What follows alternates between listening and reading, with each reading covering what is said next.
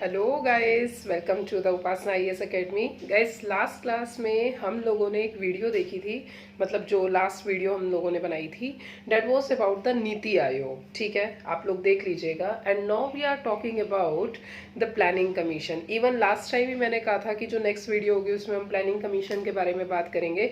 तो गाइस, जो आज की हमारी ये वीडियो लेक्चर रहेगा, इस लेक्चर के अंतर्गत we will talk about the planning commission और we will talk about the 5 year plan. Okay, तो ये मैं एक तरह से इस तरीके से शॉर्टेस्ट वे से बताने की कोशिश करूंगी जिससे कि आप लोग जो वनडे कंपटीशन की प्रिपरेशन कर रहे हैं, जैसे दिल्ली पुलिस हो गया, सीपीओ हो गया, इंटेलिजेंस ब्यूरो है या आईबी का पेपर है, तो एटलीस्ट आपको you should remember the points and you can put these points into your paper. Okay, जो भी आएगा तो आपको चीजें याद रहेंगी तो आप वो पेपर में टिक कर सकते हो। सो गाइस, 5 ईयर प्लान की बात करते हैं। हुआ क्या था 1950 में, जब हमारा कॉन्स्टिट्यूशन बन गया, देश का स्ट्रक्चर बन गया कि भाई देश ऐसे चलेगा। ठीक है, बट सबसे बड़ी दुविधा उस समय पे ये थी कि देश का ऑब्जेक्टिव कैसे रहेगा, किस तरीके से हम फ्यूचर प्रोस्पेक्ट को बनाए। जैसे फॉर एग्जांपल आप लोग 12th कर लेते हैं या आप लोग ग्रेजुएशन कर लेते हैं, तो उसके बाद क्वेश्चन होता है what after 12th, what after graduation. ठीक है, इसी तरीके से जो कॉन्स्टिट्यूशन मेकर्स थे, उन लोगों ने कॉन्स्टिट्यूशन को पूरा बनाया और कॉन्स्टिट्यूशन बनाने के बाद सबसे बड़ा इशू ये था कि अब देश कैसे चलाएंगे। और देश चलाने के लिए जरूरत पड़ी एक ऐसे प्लानिंग की, और प्लानिंग के साथ जो आयोग उस प्लानिंग की जिम्मेदारी लेगा या वह जो आयोग वो प्लानिंग को बनाएगा, तो उसे कहेंगे प्लानिंग कमीशन। तो 1950 में पंडित जवाहरलाल नेहरू जी ने प्लानिंग कमीशन का गठन कर दिया। और जब प्लानिंग कमीशन का गठन हुआ तो उस समय पर जो उसका ऑब्जेक्टिव रखा गया था वो ये था कि भाई 5 साल के लिए गवर्नमेंट आती है तो 5 साल के लिए ऑब्जेक्टिव रहेगा। ठीक है, अब प्लानिंग कमीशन बना कब? 1950। दूसरा क्वेश्चन आता है कौन सी बॉडी है। गाइस, ये ना तो कॉन्स्टिट्यूशनल बॉडी है और ना ही ये स्टैट्यूटरी बॉडी है। It is called as a extra constitutional. Planning commission is called as a extra constitutional, or we can say as a executive body. Why it is so called as a executive body? Because it is made by the executive prime minister of India. Okay, तो प्रधानमंत्री का काम है कि भाई ये प्रधानमंत्री जी ने प्लानिंग कमीशन को बनाया। अब इस प्लानिंग कमीशन का काम है to draft the 5 year plan and how the nation will be run for the next 5 year till the government is on the power. Okay, so now we get to know about the planning commission is solely responsible to make out the planning for the future of the country. Okay, so अब इस तरीके से अब चीजों को, अब जो video lecture है ना, ध्यान से सुनना आप लोग, तो आपका प्लानिंग कमीशन का पूरा टॉपिक यही हो जाएगा। ठीक है, so guys, if we are talking about the first 5 year plan, first 5 year plan simple सी बात है, जब आपका भारत आजाद हुआ 1947 के बाद 1950 में कॉन्स्टिट्यूशन बना, 1950 में प्लानिंग कमीशन बना। तो सबसे पहला 5 ईयर प्लान जो बना 1951 से लेके 1956 तक। ठीक है, अब जब फर्स्ट 5 ईयर प्लान 1951 से 56 तक बना तो उस समय पे क्वेश्चन ये था कि क्या ऑब्जेक्टिव रखा जाए। देखो भाई, एक सिंपल सी बात है, जब कोई बच्चा प्रिपरेशन करना स्टार्ट करता है तो पहले ही ऑब्जेक्टिव बना लेता है, हाँ भाई मुझे आईएएस बनना है या फिर मुझे एसएससी क्वालिफाई करना है। ठीक है, तो सिमिलरली बच्चे ने ऑब्जेक्टिव बनाया कि भाई अब मुझे सबसे पहले तो मेरे फंडे क्लियर हो, बेसिक्स क्लियर हो, तब जाके मैं स्टैंडर्ड चीजें करूंगा। सिमिलरली देश के साथ भी ऐसा था कि भाई हम एक बार अपने पैरों पे तो खड़े हो जाए, फिर उसके बाद हम ग्रोथ की बात करेंगे, फिर उसके बाद हम इंडस्ट्रियलाइजेशन की बात करेंगे, but first we have to stand on our own feet. ठीक है, तो सिंपल सी बात है, उस समय पर हम लोगों का जो देश है वो देश कृषि प्रधान देश है, ये हर बच्चे को पता है। और हमारा जो देश है वो गांव का देश कहलाता है, ग्रामीण देश कहलाता है। ठीक है, ये आप सब लोग बचपन से पढ़ते आ रहे हैं। ठीक है, तो हमारा सबसे पहला ऑब्जेक्टिव जो था वो ऑब्जेक्टिव ये था एग्रीकल्चर। भाई हम लोगों का फूड सफिशिएंसी होनी चाहिए, एग्रीकल्चर पे हमें फोकस करना है। ठीक है, और उस समय पे जो मॉडल था वो मॉडल था हैरड डोमर मॉडल। हैरड डोमर मॉडल क्या है भाई, ये जो IES वगैरह जो लोग बनते हैं ना, वो लोग इसकी कैलकुलेशन वगैरह करते हैं। बट स्टिल मैं आपको बता देती हूँ हैरड डोमर मॉडल है क्या, कि भाई आपने कम इनपुट दिया and you get the more output. If you put the less investment you get the more output, this is the best model. तो एफिशिएंसी ऐसे मॉडल की हाई होनी चाहिए। This is a Harrod Domar model. अब हुआ क्या, 1955 में monsoon अच्छा हुआ, रेनफॉल अच्छा हुआ। और हमारे यहाँ पे क्या है, ट्रेडिशनल खेती होती है भाई। जब मानसून अच्छा, रेनफॉल अच्छी, तो ऑटोमेटिकली कृषि बहुत अच्छी हो गई। और जब कृषि बहुत अच्छी हो गई तो सिंपल सी बात है, हम लोगों ने तो उस समय टारगेट छोटा सा ही बनाया था, 2.1% का बनाया था।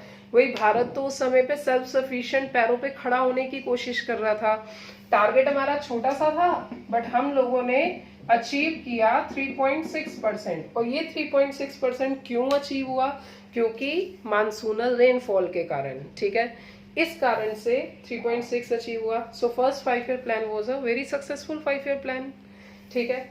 उसके बाद अब आता है second 5 year plan. Second 5 year plan कब से कब तक होगा, 1956 से 61। भाई जब आप एक अचीवमेंट ले लेते हैं तो फिर आपका टारगेट और बड़ा होता है। सिमिलरली कंट्री के साथ अब हमने एग्रीकल्चर अचीव कर लिया, तो उसके बाद जो नेक्स्ट ऑब्जेक्टिव रहा, ये नेक्स्ट ऑब्जेक्टिव रहा इंडस्ट्रियलाइजेशन। भाई इस समय पर हमारे जो प्रधानमंत्री जी थे, वो कौन से प्रधानमंत्री जी थे, पंडित जवाहरलाल नेहरू। और पंडित जवाहरलाल नेहरू और उनके साथ जो स्टैटिस्टिशियन थे वो थे PC महालनोबिस, ठीक है। इसीलिए इसको बोला जाता है, सेकेंड 5 ईयर प्लान को PC महालनोबिस मॉडल, या फिर बोला जाता है नेहरू महालनोबिस, PC महालनोबिस या फिर नेहरू महालनोबिस मॉडल। या तो ये बोला जाता है या ये बोला जाता है। अब हम बात करें इंडस्ट्री की, तो बेसिकली किस टाइप की इंडस्ट्री पे फोकस दिया था, इन्होंने फोकस दिया था बेसिक इंडस्ट्री, कोर इंडस्ट्री। अब कोर इंडस्ट्री कौन सी इंडस्ट्री होती है, कोर इंडस्ट्री वो इंडस्ट्री होती है जिनके ऊपर अदर इंडस्ट्री का प्रोडक्शन टिका होता है, ठीक है। जैसे फॉर एग्जांपल हो गया आपका आयरन हो गया, स्टील हो गया, एल्यूमिनियम हो गया, कोयल हो गया, these are called as a core industry. और इसी समय पे पंडित जवाहरलाल नेहरू जी ने एक स्लोगन भी दिया था, dams are the temple of India. ये पंडित जवाहरलाल नेहरू जी ने स्लोगन दिया था, dams are the temple of India. तो उस समय पे construction, heavy industry, core industry, basic industry, इस पे फोकस दिया। और इसी के साथ साथ फोकस दिया था कि इंडस्ट्रियलाइजेशन के साथ साथ प्राइवेट इंडस्ट्री, पब्लिक इंडस्ट्री और ज्वाइंट इंडस्ट्री पे, ठीक है, ज्वाइंट सेक्टर पे। प्राइवेट सेक्टर का मतलब है 51% जो शेयर है वो प्राइवेट के होते हैं, पब्लिक का मतलब है 51% जो शेयर्स होते हैं वो गवर्नमेंट के होते हैं, ठीक है। ज्वाइंट सेक्टर का मतलब है both the private and government have the mutual shares, okay. So इसमें क्या होता है कि भाई इंडस्ट्रियलाइजेशन में प्राइवेटाइजेशन, पब्लिक और ज्वाइंट सेक्टर, इंडस्ट्री में तीनों के ऊपर फोकस किया। और हमारे जो पंडित जवाहरलाल नेहरू जी थे उन्होंने ये भी फोकस किया कि भाई ये जो हमारा सेकेंड 5 ईयर प्लान है ये इंडस्ट्रियलाइजेशन और हैवी इंडस्ट्री पे होना चाहिए। और इसके लिए अब हमने टारगेट जो बनाया था वो 4.6% का बनाया था, हालांकि हम लोगों ने अचीव किया 4.2% के आसपास। So we can say as not bad, ठीक है। हम इसे ज्यादा बुरा भी नहीं बोल सकते, ऐसा नहीं बोल सकते हैं कि हाँ भाई ये बहुत ही बुरा 5 ईयर प्लान रहा, ठीक है। मतलब it was like okay okay. So now the next thing is third 5 year plan. देखो बच्चों, फर्स्ट 5 ईयर प्लान कब से कब तक था, 1951 से 56, सेकेंड था 56 से 61, और थर्ड कब से होगा 1961 से लेके 66 तक, ठीक है। अब ये जो थर्ड 5 ईयर प्लान है इस 1961 से 66 में, इसमें हमारा दोबारा से ऑब्जेक्टिव रहा agriculture, agriculture with self sufficiency, self reliance in food grains, ठीक है। ये हमारा पर्पस था, ठीक है। बट गाइज अब मैं आपको मोटे तौर पे बात बताती हूँ, एक्चुअल में हुआ क्या, 1961-66 इस समय पे हमारा टारगेट एग्रीकल्चर तो रहा दोबारा, परंतु 1962 में इंडो चाइना वॉर हो गया। आपको याद होगा कि ये जो अक्साई चिन का पार्ट था वो हमारा इसी युद्ध में बाहर हो गया था, मतलब LAC बन गया था, लाइन ऑफ एक्शन कंट्रोल, और चाइना ने कश्मीर का अक्साई चिन का पार्ट ऑक्यूपाइड कर लिया था। ठीक है। और दूसरी चीज ये है कि भाई ये इसके अंतर्गत ये जो 1962 में एक तो इंडो चाइना वॉर तो हुआ ही हुआ, इंडो चाइना वॉर तो हुआ ही हुआ, प्लस में 1965 में एक युद्ध हो गया, दैट इज इंडो पाक वॉर। अब इस टाइम पे 1964, इस टाइम पे हमारे जो पंडित जो हमारे प्रधानमंत्री थे वो थे लाल बहादुर शास्त्री जी। और जब 1965 में इंडो पाक वॉर हुआ तो उस समय पे USA दे सेट कि भाई आप एक एग्रीमेंट बनाओ इंडिया एंड पाकिस्तान का कि युद्ध को स्टॉप करो। ठीक है। तो ताशकंद में एग्रीमेंट हुआ था, that agreement is called as a Tashkent agreement. ठीक है।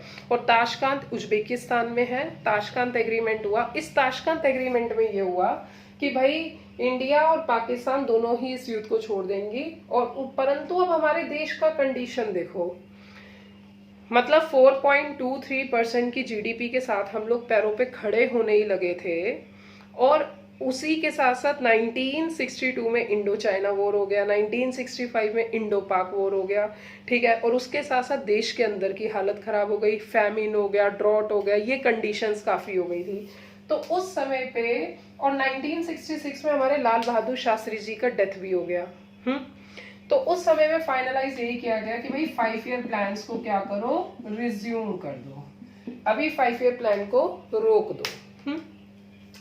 तो 1966 से 67, 1967 से 68, 1968 से 69, ये 3 साल के लिए कोई भी प्लानिंग नहीं हुई। इसे कहा जाता है प्लान हॉलीडे। ठीक है। This is called as a plan holiday, योजना अवकाश ये बोला जाता है। तो भाई हमारे पेपर में आया कि प्लान हॉलीडे किस 5 ईयर प्लान के बाद हुआ, तो हम लोग टिक करेंगे थर्ड 5 ईयर प्लान के बाद हुआ। हमारे पेपर में क्वेश्चन आया प्लान हॉलीडे कितने साल के लिए हुआ, 3 साल के लिए हुआ, 1966 से लेके 69 तक। प्लान हॉलीडे क्यों हुआ, क्योंकि देश का कंडीशन अच्छा नहीं था। The country was suffered with the 2 wars plus drought plus famine. Okay. So इस समय पे, और साथ में हमारे जो प्राइम मिनिस्टर लाल बहादुर शास्त्री जी थे उनका भी मृत्यु हो गई थी। तो 1966 में Indira Gandhi came to the power, Indira Gandhi सत्ता में आई। फिर उसके बाद हुआ 4th 5 year plan. 4th 5 year plan कब से कब तक होगा, 1969 से 74। ठीक है। 69 टू 74। ओके। अब इस 4th 5 ईयर प्लान में कौन आ गया है, इंदिरा मैडम आ गई है सत्ता में। ठीक है। तो उस समय पर इनका ऑब्जेक्टिव था कि भाई हम लोग फॉरेक्स रिजर्व पे फोकस करेंगे। फॉरेक्स रिजर्व का मतलब है हम लोग इतना इस तरीके से अपने देश में जो विदेशी विनिमय है, जो विदेशी मुद्रा है, हम लोग उसे रिजर्व करने की कोशिश करेंगे। क्यों? क्योंकि एक तो अगर हमारे देश को कभी भी कुछ भी बाहर से एक्सपोर्ट इंपोर्ट करना हो तो हमारे पास फॉरेन करेंसी होनी चाहिए। और गाइस 1966 में देश जो है भुखमरी से भी पीड़ित था, ये आप लोगों को पता ही है, देश भुखमरी से भी पीड़ित था। और दूसरा हमारे यहाँ पे अकाल ड्रॉट भी आ गया था। तो 1966 में हमारे जो प्रोफेसर थे MS स्वामीनाथन, ठीक है, रशिया के प्रोफेसर थे नॉर्मन बर्लॉग, ये दोनों मिले। इन लोगों ने एक हाई यील्ड वैरायटी नाम का सीड रिसर्च किया, और उसी के साथ साथ हमारे देश में जो सबसे बेस्ट एलुवियल सॉइल है पंजाब हरियाणा की एलुवियल सॉइल है, और वहाँ पे रिसर्च किया और उससे एक्स्ट्रा ऑर्डिनरी प्रोडक्शन हुआ। उस एक्स्ट्रा ऑर्डिनरी प्रोडक्शन से 66 से 67, 68, 69 ये जो टाइम पीरियड है 1969 में ग्रीन रेवोल्यूशन, हरित क्रांति बता दिया गया। ठीक है। तो इसी के बाद मतलब हरित क्रांति बता दिया गया, और उस टाइम पे आप ये सोच सकते हैं कि इंडिया का कंडीशन काफ़ी अच्छा हो गया था। इवन 1969 में कई इस तरीके की पॉलिसी थी, जैसे मिड डे मील हो गया, योजनाएं वगैरह हो गई, अंत्योदय योजना हो गया, PDS सिस्टम हो गया, राशन व्यवस्था हो गई कि भाई 3 रुपए की दालें, 2 रुपए का गेहूँ, 1 रुपए की दाल, 2 रुपए का गेहूं, 3 रुपए का चावल, ये मिलने लगा था उस समय पर। ठीक है, 32 किलो राशन एक परिवार को। मिड डे मील योजना वगैरह तो 1969 से लेके 74 तक फॉरेक्स रिजर्व वगैरह पे फोकस किया। और इस समय पे मैडम ने ये भी सोच लिया था कि भाई हम लोग गरीबी के लिए, पॉवर्टी एलिवेशन के लिए भी हम लोग काम करेंगे। क्योंकि 1971 में, अब आपको याद होगा, एक युद्ध और हो गया था पाकिस्तान के साथ, इंडो पाक वॉर हुआ था। जब इंडो पाक वॉर हुआ तो भाई सिंपल सी बात है, उस समय पर ऑब्वियसली इंडिया तो जीती थी। ठीक है, और इंडिया जब जीती और 1971 में ही बांग्लादेश बन गया। जब 1971 में बांग्लादेश बना तो ऑटोमेटिकली इंडिया की पावर काफी पावरफुल हो गई। इवन उस समय के लोग ये भी कहते थे कि इंदिरा काफी पावरफुल है, India is Indira and Indira is India. It was speaking, okay, it was speak by the people. सो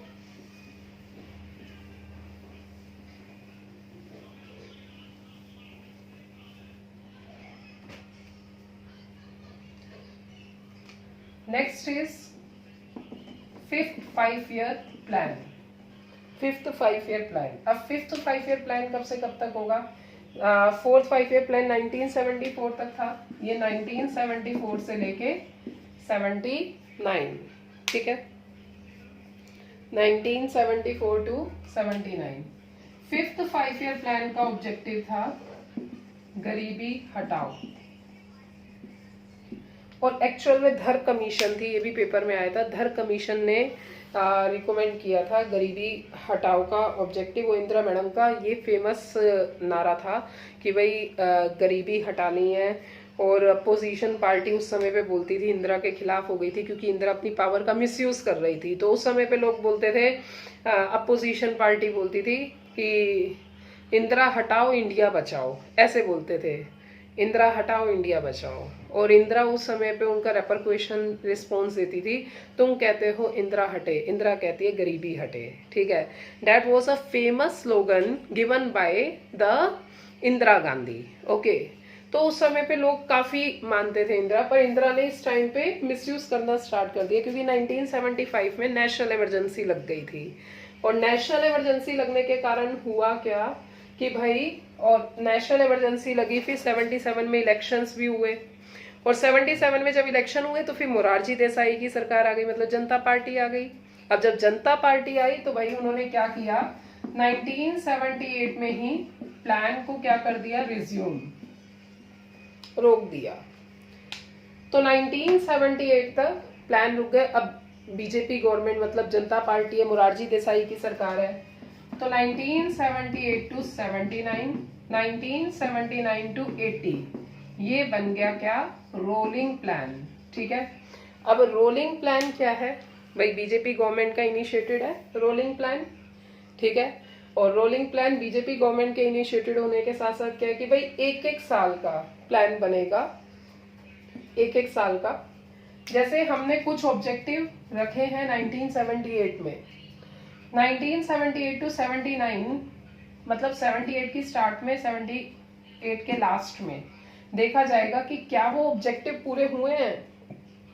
अगर कुछ ऑब्जेक्टिव पूरे हो गए तो अच्छी बात है, जो ऑब्जेक्टिव पूरे नहीं हुए हैं तो वो 1979 स्टार्ट होने पे हम उस ऑब्जेक्टिव को रखेंगे, मतलब रोल्ड आउट हो जाएगा। Means the next year plan is based upon the previous year performance. ठीक है, तो इसलिए इसको कहते हैं रोलिंग। तो इस तरीके से, ओके, तो आप इस तरीके से याद रखिएगा। एक तो 3rd 5-year प्लान के बाद प्लान हॉलीडे हुआ, ठीक है, उसके बाद 5th 5-year प्लान के बाद रोलिंग प्लान आया। Now the next is 6th 5-year plan. 6th 5-year plan कब से कब तक होगा भाई, सिंपल सी बात है, 1982 85 होगा। ठीक है, 6th 5-year प्लान 1982 85। अब 6th 5-year प्लान का ऑब्जेक्टिव क्या होगा, गरीबी हटाओ। ठीक है, तो हमारे पेपर में क्वेश्चन आ जाता है गरीबी हटाओ के बारे में। अगर पेपर में आए गरीबी हटाओ के बारे में सबसे पहली बार उद्देश्य कब रखा गया, तो हम टिक करेंगे 5th 5-year प्लान। ठीक है, अगर हमारे पेपर में क्वेश्चन आ गया कि गरीबी हटाओ का जो कॉन्सेप्ट है वो सबसे पहली बार कब से स्टार्ट हुआ, तो 4th 5 ईयर प्लान में स्टार्ट हो गया था। ठीक है, तो ऑब्जेक्टिव है गरीबी हटाओ, और गरीबी हटाओ के साथ साथ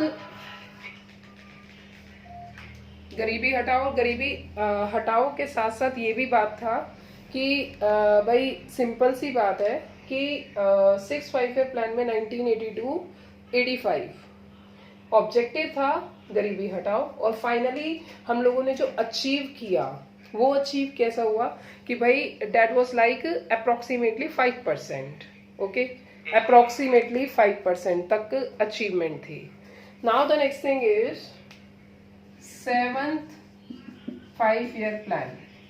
ठीक है, 7th 5 ईयर प्लान का जो टाइम पीरियड था वो टाइम पीरियड रहा 1985 टू 90। 1985 टू 90 ये 7th 5 ईयर प्लान का टाइम पीरियड था। अब now the next thing is 7th 5 year plan में जो ये टाइम पीरियड था 1985 टू 90, ठीक है, इसमें फोकस क्या रहा कि भाई आपको पता होगा कि 1984 में इंदिरा गांधी का असेसिनेशन हो गया। अब इंदिरा गांधी का असेसिनेशन हुआ तो उस समय पे एक तो ऑपरेशन ब्लू स्टार भी चल पड़ा था। ठीक है, ऑपरेशन ब्लू स्टार चल पड़ा था, और दूसरी चीज जब असेशन हुआ तो फिर राजीव गांधी गवर्नमेंट आई गद्दी पर। जब राजीव गांधी गवर्नमेंट आई तो उनका ऑब्जेक्टिव जो था वो डिफरेंट ऑब्जेक्टिव था।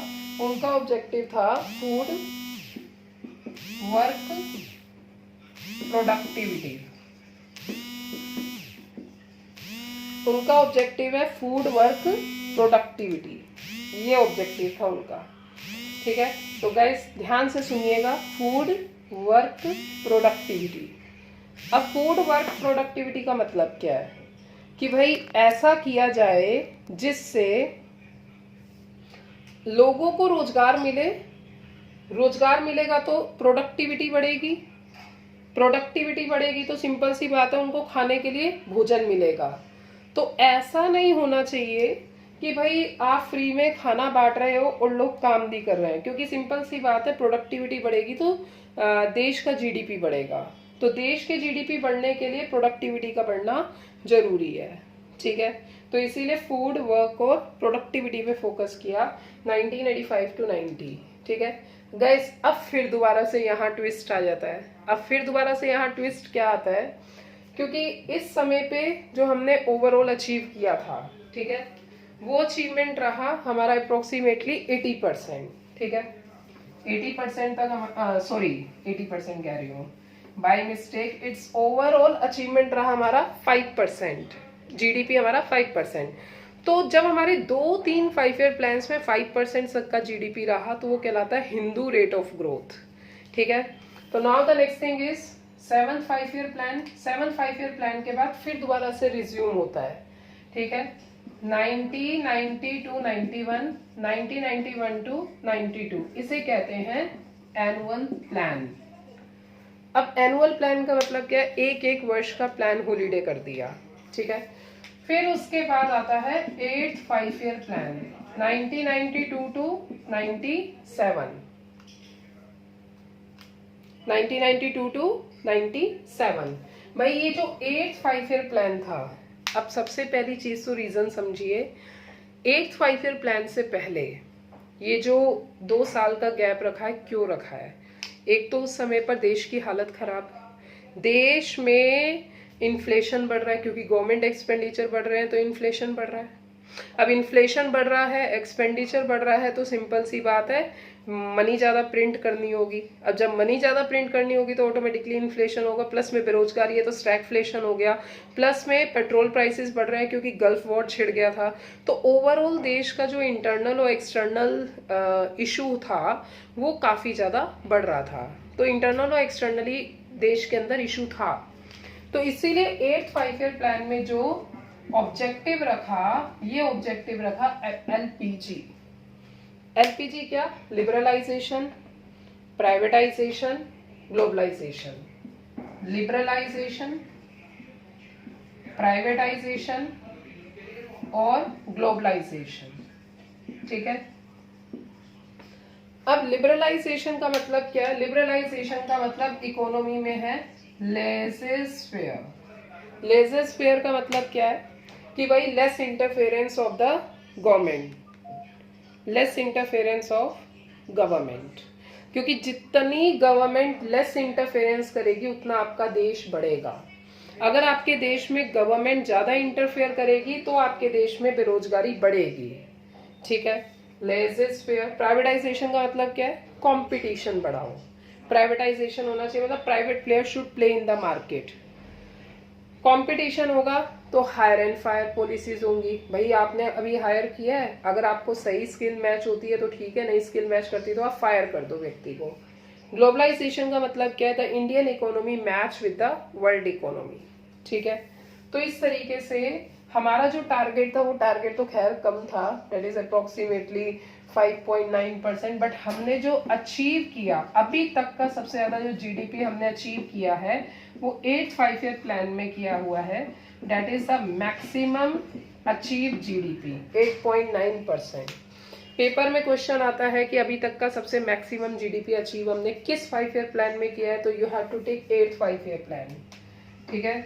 9th 5 ईयर प्लान 1997 टू लेकर, ठीक है, 2002 ठीक है।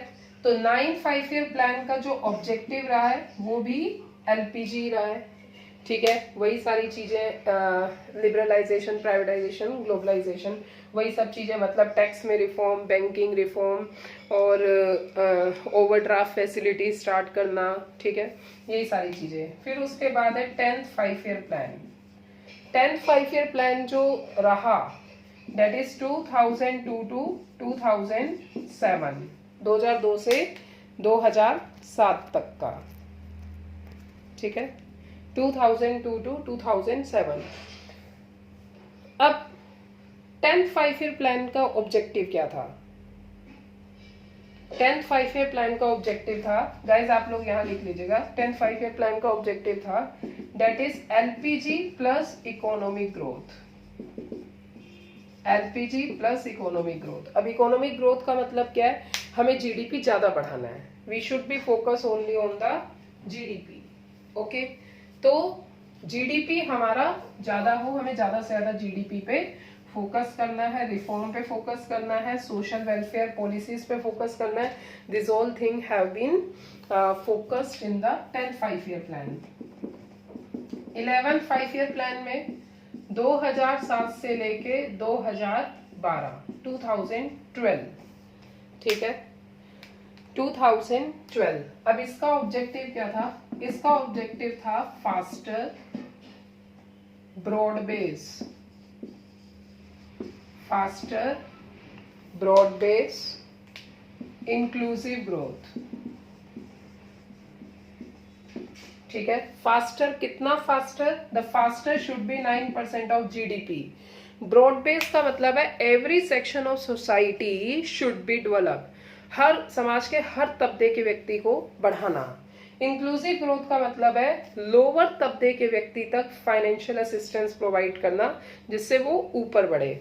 याद होगा आपको इस समय पर आधार कार्ड वगैरह भी स्टार्ट हो गया था, ठीक है, तो इंक्लूसिव ग्रोथ वगैरह इस पे बात दी थी। 12th 5 ईयर प्लान का ऑब्जेक्टिव, ये जो टाइम पीरियड रहा 2012 से 17, परंतु मोदी सरकार आ गई तो 2014 में 5 ईयर प्लानिंग कमीशन ही हटा दिया और प्लानिंग कमीशन की जगह पे बन गया 1 जनवरी 2015 से नीति आयोग, ठीक है। तो 2012 टू 17 12th 5 ईयर प्लान का जो ऑब्जेक्टिव था वो था faster more inclusive growth, faster, more inclusive growth, comma, sustainable development, sustainable development। भाई ये क्वेश्चन जो है, ये क्वेश्चन आईएएस प्रीलिम्स के पेपर में क्वेश्चन आया हुआ है 2015 में कि what are the objective of 12th 5 year plan. 12th 5 year plan का ऑब्जेक्टिव था faster, more inclusive and sustainable development. Faster कितना? भाई जीडीपी 9% तक होनी चाहिए। मोर इंक्लूसिव का मतलब क्या है, बॉटम सेक्शन को मोर फाइनेंशियल असिस्टेंस दो। और सस्टेनेबल डेवलपमेंट का मतलब है सतत विकास, हिंदी में कहते हैं कॉन्टिन्यूअस डेवलपमेंट है। सस्टेनेबल डेवलपमेंट का मतलब है to meet the need of present generation in such a way so that the future generation will not compromise. इस तरीके से प्रेजेंट जनरेशन की जरूरतों को पूरी करना कि फ्यूचर जनरेशन जो है वो कंप्रोमाइज ना करे, उसे कहते हैं सस्टेनेबल डेवलपमेंट। तो सस्टेनेबल डेवलपमेंट, अब वही नीति आयोग आया। नीति आयोग का भी मेन मेजरमेंट क्या है, सस्टेनेबल डेवलपमेंट इंडेक्स, ठीक है। इसीलिए आपके जो यूपीपीसीएस 20 में Atal innovation mission, sustainable development index, ये सब नीति आयोग बनाती है। और प्लानिंग कमीशन भी सस्टेनेबल डेवलपमेंट पे इनका फोकस है। मेनली 17 सस्टेनेबल डेवलपमेंट के गोल्स हैं, जिसमें से छठा गोल वाटर सैनिटेशन का है, पहला है पॉवर्टी हंगर, दूसरा है हंगर को कम करना। इस तरीके से सस्टेनेबल गोल को अटेन करना, ठीक है। तो गाइस ये है complete 5 year plan. I hope आपको ये समझ में आया होगा। इस वीडियो को पूरा आप जरूर देखिएगा, देखने के बाद आप अपने फ्रेंड्स वगैरह को शेयर करिएगा, ठीक है। Okay, thank you.